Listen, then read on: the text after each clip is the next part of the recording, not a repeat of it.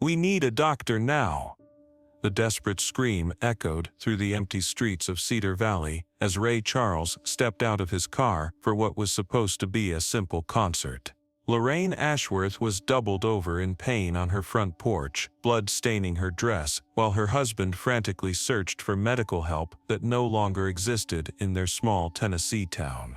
Ray Charles had arrived in Cedar Valley in the autumn of 1971 to perform at the annual Harvest Festival, but the town he found was nothing like the thriving community his booking agent had described.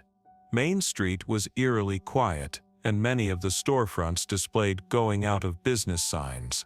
The reason became clear as Ray listened to the chaos unfolding around Lorraine Ashworth's emergency. "Mr. Charles, I'm Mayor Florence Blackstone," said a harried-looking woman approaching Ray's car. "I'm afraid we have a medical emergency, and frankly, we're not equipped to handle it anymore. Our hospital closed 6 months ago, and the nearest medical facility is 85 miles away in Nashville." Ray Charles stepped out of his car, his white cane tapping against the pavement as he listened to the sounds of distress around him. Instead of the typical festival preparations, he heard panicked conversations, crying, and the sound of someone making frantic phone calls. "Mayor Blackstone," he said quietly. "Sounds to me like this woman needs help right now. What can we do?" Lorraine Ashworth, 28 years old and 7 months pregnant, was experiencing severe complications that her husband Jerome recognized as potentially life-threatening. She had been having intense abdominal pain for the past hour, accompanied by bleeding that was getting worse by the minute. In a normal situation, an ambulance would have already transported her to the emergency room. But Cedar Valley no longer had an ambulance service, and the volunteer fire department's medical training was limited to basic first aid.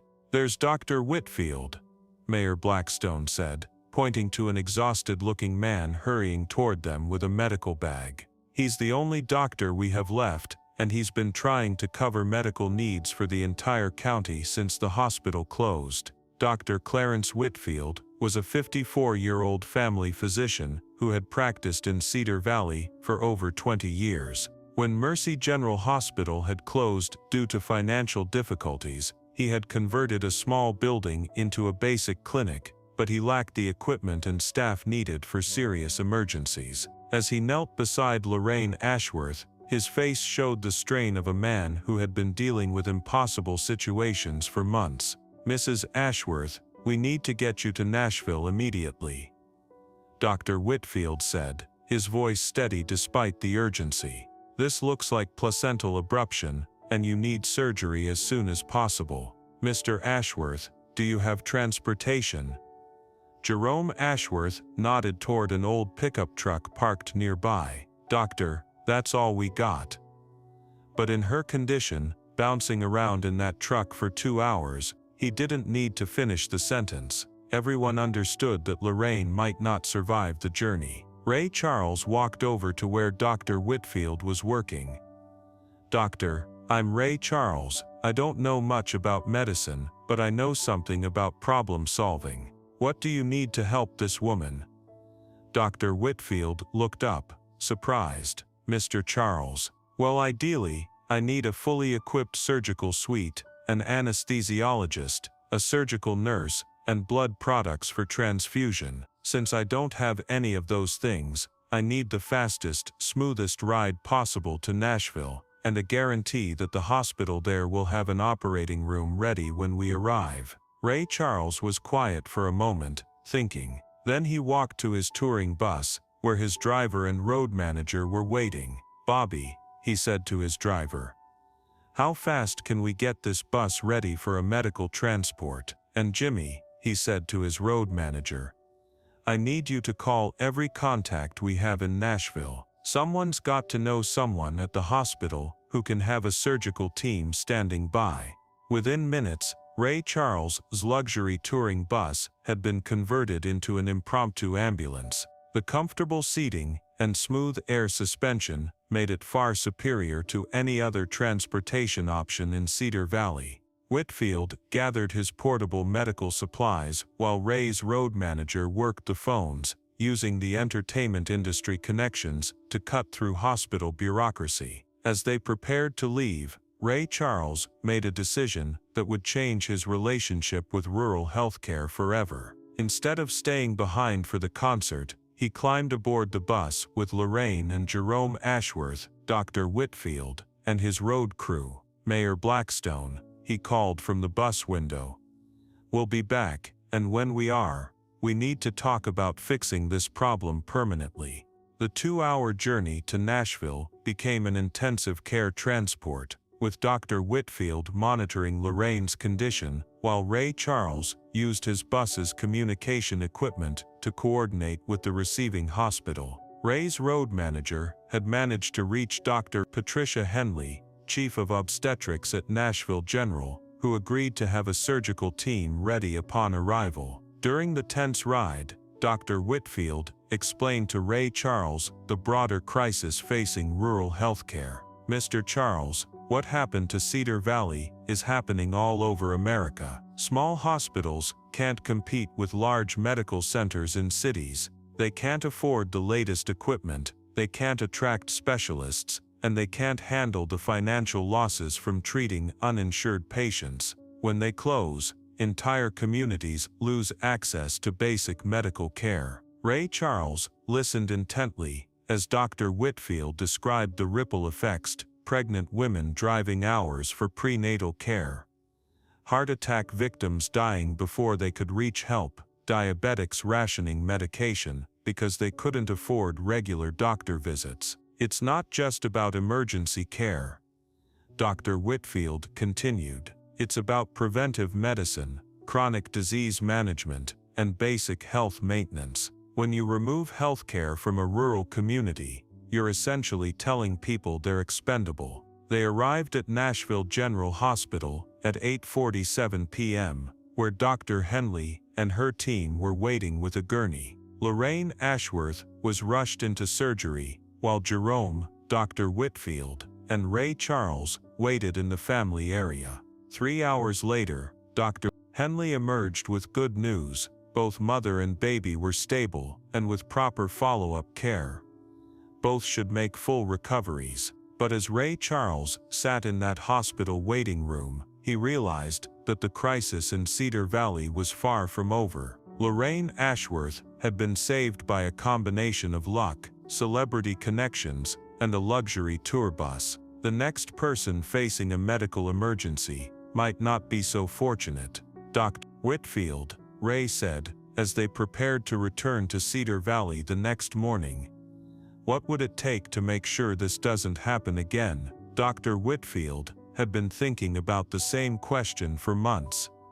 "Honestly, Mr. Charles, we need a complete rethinking of how healthcare is delivered in rural areas. We can't rebuild the hospital, the economics just don't work. But we could create a network of services, better equipped clinics, reliable ambulance service, telemedicine connections to specialists, and mobile units that bring advanced care directly to communities." Ray Charles spent the return trip asking detailed questions about rural healthcare delivery, costs, and potential solutions. By the time they arrived back in Cedar Valley, he had committed to canceling his next 3 concerts and dedicating 2 weeks to understanding the healthcare crisis facing small-town America. Over the following days, Ray Charles conducted what amounted to a fact-finding mission. He visited Dr. Whitfield's clinic and saw firsthand the limitations of trying to practice medicine with inadequate equipment and no support staff. He met with families who had postponed needed medical care because of distance and cost. He spoke with the administrators who had made the difficult decision to close Mercy General Hospital. What Ray Charles discovered was a complex web of interconnected problems. Declining rural populations meant smaller patient bases, which reduced revenue for hospitals. Federal Medicare and Medicaid reimbursement rates often didn't cover the actual cost of providing care. Young doctors were reluctant to practice in isolated communities where they might be the only physician for hundreds of square miles. Medical equipment was expensive, and rural hospitals couldn't achieve the economies of scale that made advanced technology affordable. But Ray Charles also discovered something else: a community of people who were resourceful, determined, and willing to work together if given the tools and leadership they needed. The challenge was finding sustainable solutions that didn't depend on ongoing charity or government subsidies. Working with Dr. Whitfield and Mayor Blackstone, Ray Charles proposed a three-part solution that would become a model for rural healthcare development across the United States. The first component was upgrading Dr. Whitfield's clinic with advanced diagnostic equipment and establishing formal partnerships with specialists in Nashville who could provide consultation via telephone and eventually video connections. The second component was creating a regional ambulance service that would serve multiple small communities, funded through a combination of user fees, county appropriations, and private donations. Ray Charles committed $75,000 from his own resources to purchase 2 fully equipped ambulances and cover operating expenses for the first year.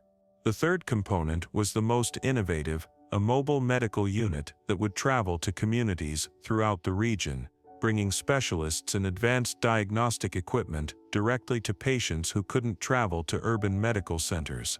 This concept, which would later become common in rural healthcare, was revolutionary in 1971. Ray Charles used his entertainment industry connections to generate support for the initiative. He organized benefit concerts that raised over $200,000 for rural healthcare development. He convinced medical equipment manufacturers to provide equipment at cost. Most importantly, he used his media platform to raise awareness about rural healthcare disparities, appearing on television talk shows and giving interviews that brought national attention to the issue. The implementation of the Cedar Valley model took nearly 2 years, but the results were dramatic. Emergency response times improved from an average of 3 hours to 30 minutes. The upgraded clinic, now called the Cedar Valley Rural Health Center, was able to handle 85% of medical needs locally, referring only the most complex cases to Nashville. The mobile medical unit served 12 communities in a 3-county area, providing specialty care to over 3,000 rural residents who had previously gone without. Dr. Clarence Whitfield, who had been on the verge of leaving rural medicine entirely, became the medical director of the new system and a national advocate for innovative rural healthcare delivery. He testified before Congress about the unique challenges facing rural communities and helped draft legislation that provided federal funding for similar programs in other states. Lorraine and Jerome Ashworth became symbols of the project's success. Their daughter, born healthy despite the traumatic circumstances, was named Ray in honor of the man who had helped save her life. More importantly, Lorraine's subsequent prenatal care and delivery were handled locally at the upgraded Rural Health Center, demonstrating that high-quality medical care could be delivered in small communities with the right resources and organization. The Cedar Valley model attracted attention from healthcare administrators, policymakers, and rural development experts across the country. By 1975, similar programs had been implemented in over 40 rural communities, adapting the basic concept to local conditions and needs. The federal government incorporated elements of the model into its rural health initiatives, providing funding for equipment upgrades and mobile medical units. For Ray Charles, the experience in Cedar Valley represented a fundamental shift in how he understood his role as a public figure. Music remained his primary passion and profession, but he became a committed advocate for healthcare equity, particularly in rural and underserved communities. He established the Ray Charles Rural Health Foundation, which continued to support innovative approaches to rural healthcare delivery for decades. The personal impact on Ray Charles was equally significant. His experience in Cedar Valley taught him that celebrity status could be leveraged not just for entertainment but for addressing systemic social problems. He began incorporating healthcare themes into his concerts, often highlighting the importance of community-based solutions and the dignity of rural Americans. In 1973, Ray Charles recorded Cedar Valley Blues, a song that told the story of Lorraine Ashworth's emergency and the community's response. The song became a hit on both country and R&B charts, introducing urban audiences to rural healthcare challenges while celebrating the resilience and innovation of small-town Americans. "That song means more to me than any #1 hit," Ray Charles said in a 1975 interview with Jet magazine. "Because it's about people who refuse to accept that geography should determine whether you live or die, and who proved that communities can solve problems when they work together." The long-term sustainability of the Cedar Valley approach was demonstrated throughout the 1970s and 1980s, as the Rural Health Center continued to expand its services and serve as a training site for healthcare professionals interested in rural medicine. The Mobile Medical Unit program grew to cover a 6-county area, and the telemedicine connections pioneered in Cedar Valley became a model for rural healthcare systems across the United States. By 1980, the Cedar Valley Rural Health Center was serving over 15,000 patients annually and had achieved financial sustainability through a combination of patient fees, insurance reimbursements, and targeted grants. More importantly, health outcomes in the region had improved dramatically. Infant mortality had dropped by 40%, emergency response times had been cut by 75%, and preventive care utilization had increased by over 200%.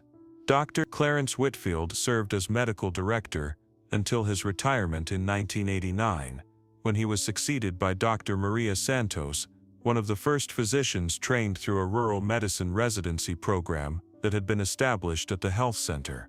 The transition represented the success of another aspect of the Cedar Valley model, creating pathways for young healthcare professionals to choose rural practice as a rewarding career option. Ray Charles continued to visit Cedar Valley annually through the 1990s, often performing at fundraising events for the health center and mentoring young healthcare professionals who were working in rural communities. His final visit came in 2003, when he participated in the dedication of the Ray Charles Rural Health Research Center, a facility that conducts studies on rural healthcare delivery and trains healthcare administrators for rural communities. During that final visit, Ray Charles met with Lorraine Ashworth, now in her 60s, and working as a patient advocate at the health center. Her daughter Ray, whose birth had precipitated the healthcare crisis 32 years earlier, had become a nurse practitioner and was serving rural communities in western Tennessee. "Mr. Charles," Lorraine said during their reunion, "you saved my life and my daughter's life that night in 1971. But more than that, you saved this entire community by showing us that we didn't have to accept inadequate health care just because we live in a small town." Ray Charles's response reflected the wisdom he had gained from decades of community development work. "Mrs. Ashworth, I didn't save anybody. What I did was help you all realize that you had the power to save yourselves. The solutions came from this community, from Dr. Whitfield's medical expertise, from Mayor Blackstone's leadership, from your neighbors' willingness to work together. My job was just to help you see what was possible." The Cedar Valley model's influence extended far beyond Tennessee. Healthcare policy researchers from Johns Hopkins University conducted a comprehensive study of the program in 1976, documenting its effectiveness and creating a replication guide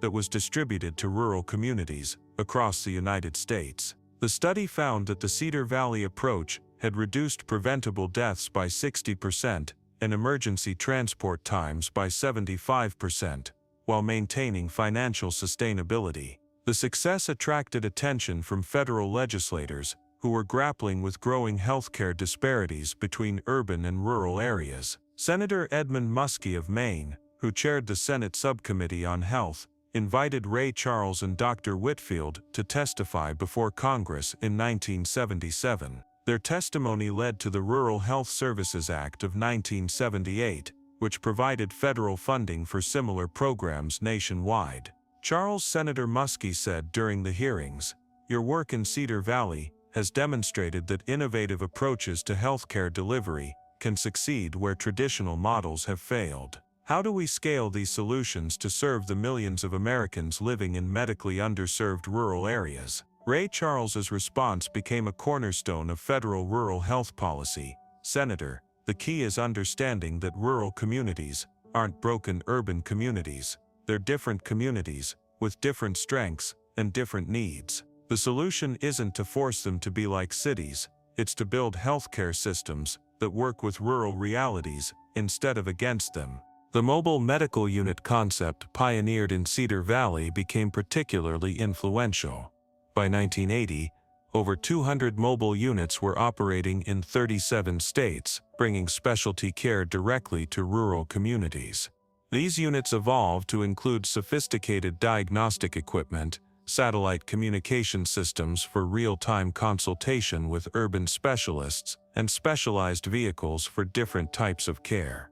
Dr. Clarence Whitfield became a national expert on rural healthcare delivery, serving on advisory committees for the Department of Health and Human Services and helping to establish rural health residency programs at medical schools across the country. His work contributed to a fundamental shift in how medical education approached rural practice, emphasizing community medicine, resource management, and innovative care delivery models.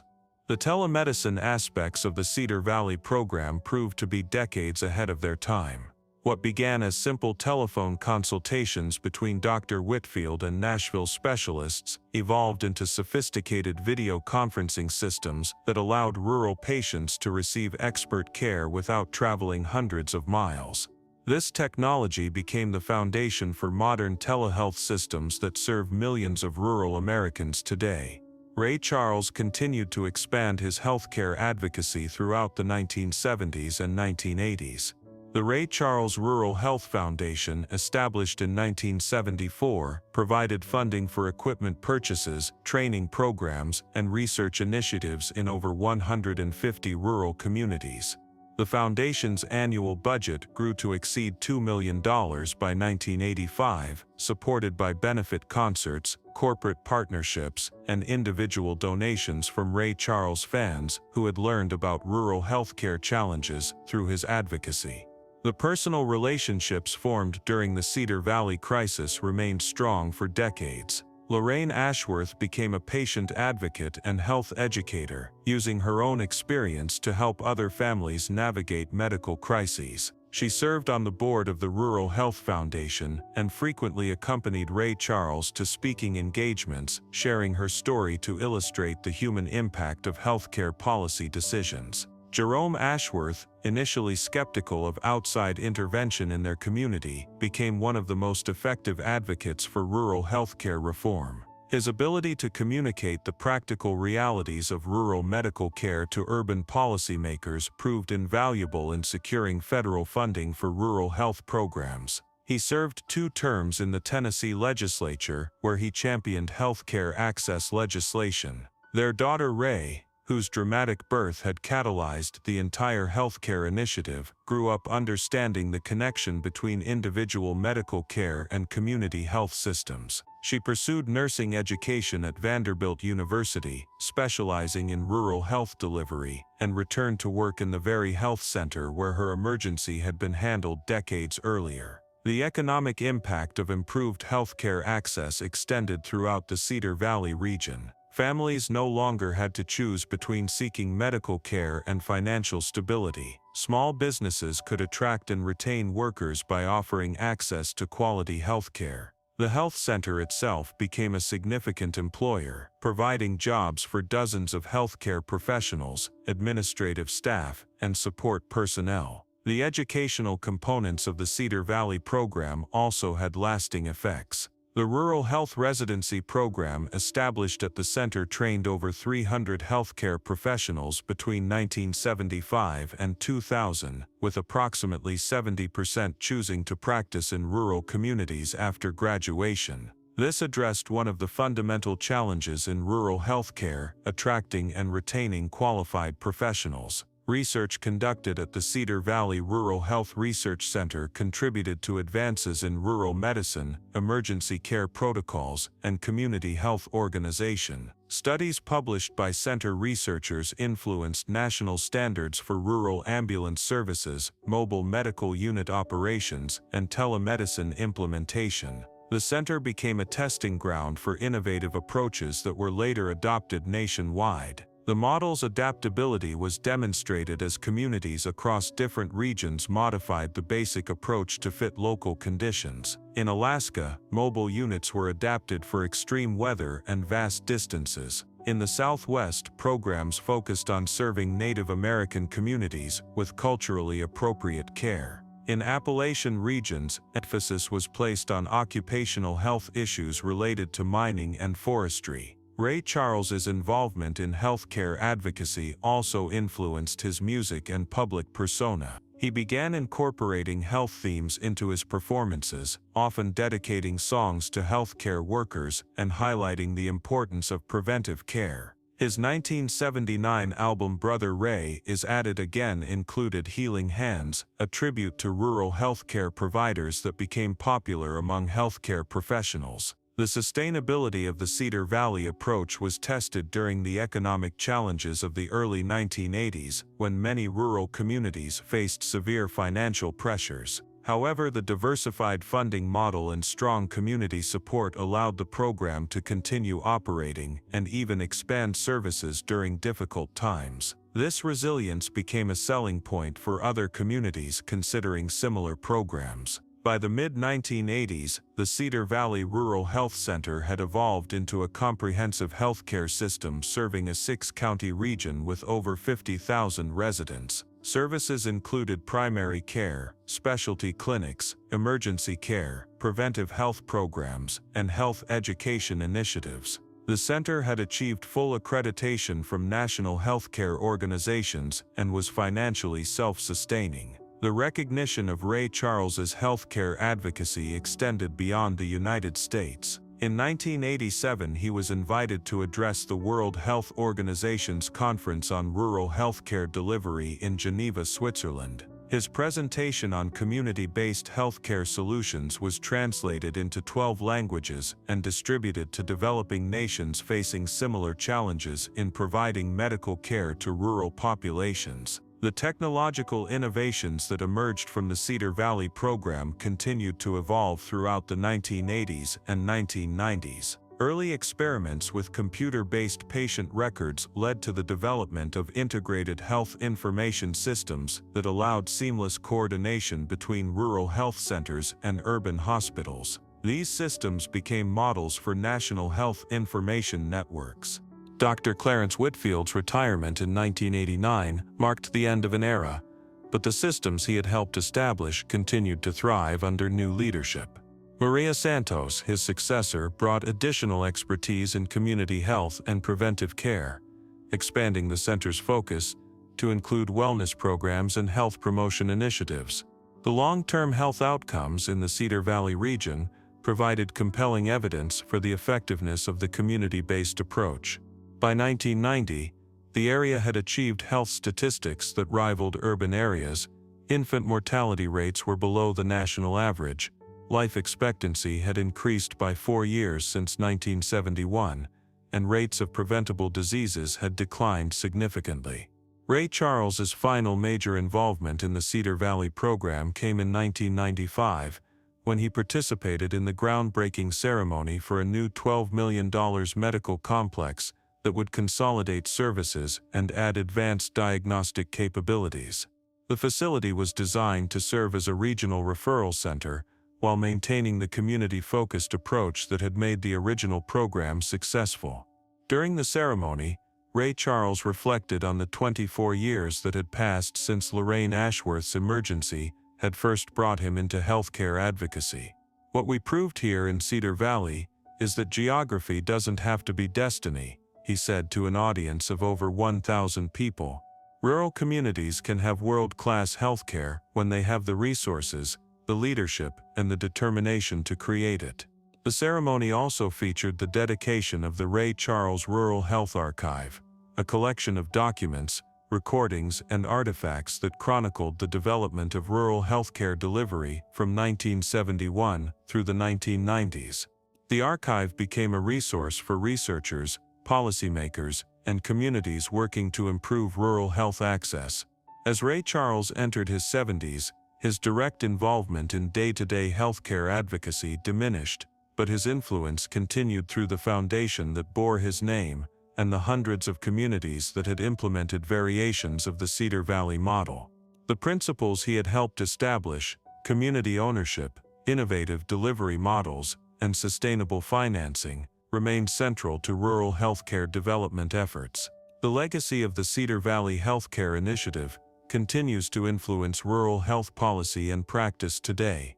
Modern telemedicine systems, mobile health units, and community health worker programs all trace their origins to innovations that were pioneered in small Tennessee towns during the 1970s and 1980s. The principles that Ray Charles helped establish, community ownership, innovative delivery models, and sustainable financing, remain central to contemporary efforts to address healthcare disparities. The Ray Charles Rural Health Foundation, now in its fifth decade of operation, continues to support innovative approaches to rural healthcare delivery. The foundation has provided over $50 million in grants and technical assistance to rural communities, helping establish health centers, mobile medical programs, and telemedicine networks in all 50 states. Its annual conference brings together healthcare professionals, policymakers, and community leaders to share best practices and develop new approaches to rural health challenges. The Cedar Valley Rural Health Center itself has become a destination for healthcare administrators, medical students, and policy researchers from around the world. The center offers residency programs in family medicine, nurse practitioner training, and rural health administration, ensuring that future generations of healthcare professionals understand the unique opportunities and challenges of serving rural communities. Dr. Maria Santos, who succeeded Dr. Whitfield as medical director, expanded the center's mission to include health promotion and disease prevention programs. Under her leadership, the center developed innovative approaches to addressing chronic diseases like diabetes and heart disease that disproportionately affect rural populations. These programs became models for rural health centers throughout the United States and were adopted by international development organizations working in rural areas of developing countries.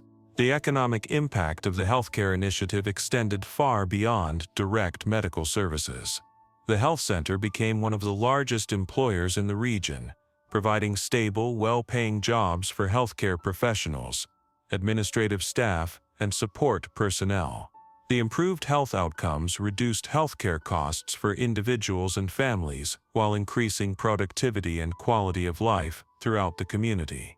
The technological innovations that emerged from Cedar Valley continued to evolve throughout the 1990s and 2000s.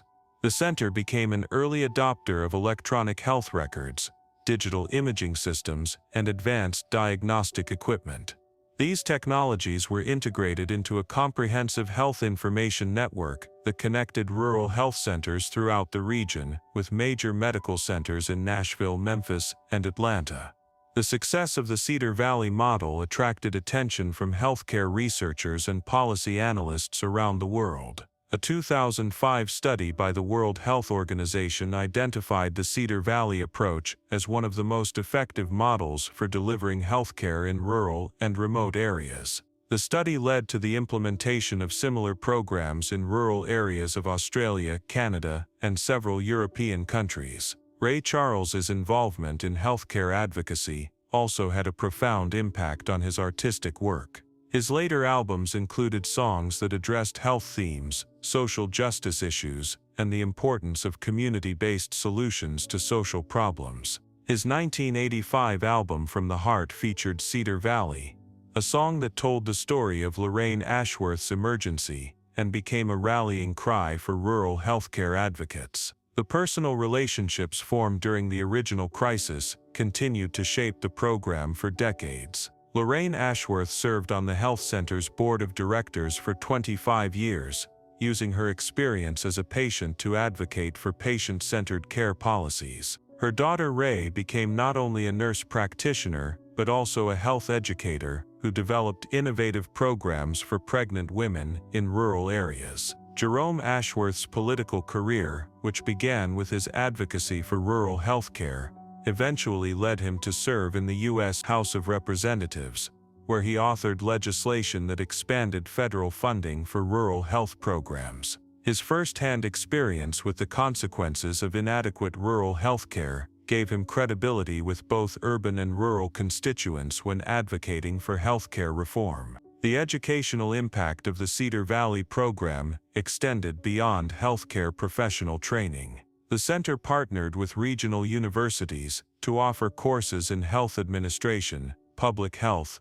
and health policy. These programs prepared a new generation of leaders who understood the unique challenges and opportunities of rural healthcare delivery. The research conducted at the Cedar Valley Rural Health Research Center contributed to significant advances in understanding rural health needs and developing effective interventions. Studies conducted at the center influenced national policies on rural ambulance services, emergency medical technician training, and the use of technology in rural healthcare delivery. The center's research on health disparities between urban and rural areas became foundational to federal rural health policy. The model's adaptability was further demonstrated as it was modified for different types of rural communities. In agricultural areas, programs focused on occupational health and seasonal worker needs. In tourism-dependent regions, emphasis was placed on emergency preparedness and seasonal capacity management. In areas affected by economic transition, such as former mining or manufacturing communities, health centers became anchors for broader community development efforts. The sustainability of the Cedar Valley approach was tested and proven during several economic downturns and healthcare industry changes over the decades. The diversified funding model, strong community support, and focus on essential services allowed the program to continue operating and adapting to changing conditions. This resilience became a key selling point for other communities considering similar initiatives. By 2010, the Cedar Valley Rural Health Center was serving over 75,000 patients annually across a 10-county region and had achieved recognition as a federally qualified health center, ensuring ongoing federal support for its operations. The center had also achieved Level 3 Trauma Center designation, allowing it to handle more complex emergency cases that previously would have required transport to Nashville. The story serves as a reminder that access to healthcare is a fundamental human right that should not be determined by zip code or economic status. Ray Charles demonstrated that celebrity influence, when combined with genuine commitment and community engagement, can create lasting change that improves countless lives. Most importantly, he showed that sustainable solutions come not from imposing external fixes on communities, but from helping people recognize and develop their own capacity to address the challenges they face.